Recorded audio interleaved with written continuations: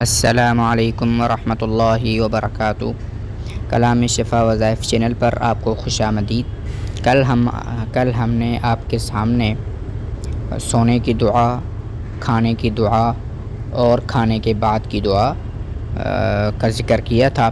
آج کی اس ویڈیو میں ہم نیند سے بیدار ہونے کے بعد پڑھی جانے والی دعائیں اور دعا انشاءاللہ ہم آپ کے سامنے بیان کریں گے۔ تو جیسے ہی نیند سے اٹھنے کے آداب میں سے یہ ہے کہ آپ جیسے ہی نیند سے اٹھیں تو آپ نے اٹھ کے ہی کلمہ شہادت یا کلمہ طیبہ پڑھنا ہے۔ دوسری بات، اگر آپ کے برابر میں کوئی اور ہے تو آپ نے اس کو السلام علیکم بولنا ہے، یہ آداب میں سے ہے۔ اور تیسرے نمبر پر آپ نے یہ ہے کہ آپ نے یہ دعا پڑھ لینی ہے۔ نیند سے بیدار ہونے کے بعد یہ دعا پڑھی جاتی ہے: الحمدللہ الذی احیانا بعدما اماتنا والیہ النشور۔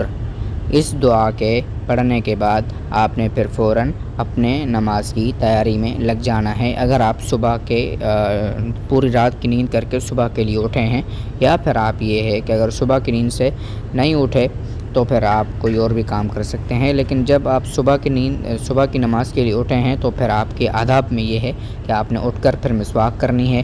مسواک کے بعد آپ نے اٹھ کر مسواک کرنا، یہ سنت ہے، ایسا نہیں ہے، یہ سنت ہے اور آپ نے ضرور اس سنت پر عمل کرنا ہے۔ سنتوں پر عمل کرنے کے بہت سارے دنیاوی اور اخروی فائدے ہیں، جن میں سے ایک فائدہ اللہ کے رسول صلی اللہ علیہ وسلم نے فرمایا کہ جس نے ایسے زمانے میں میری کسی سنت کو زندہ کیا جس زمانے میں لوگ سنتیں چھوڑ رہے ہوں، تو اس کو 100 شہیدوں کا ثواب دیا جاتا ہے۔ تو کتنی بڑی فضیلت ہے کہ کسی سنت کو ہم اگر زندہ کریں۔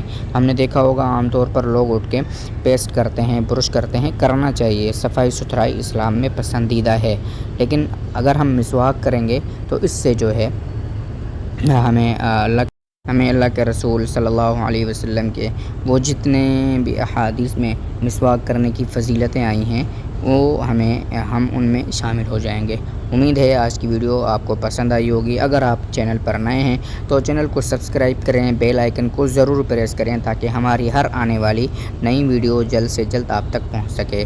شکریہ، والسلام علیکم ورحمۃ اللہ وبرکاتہ۔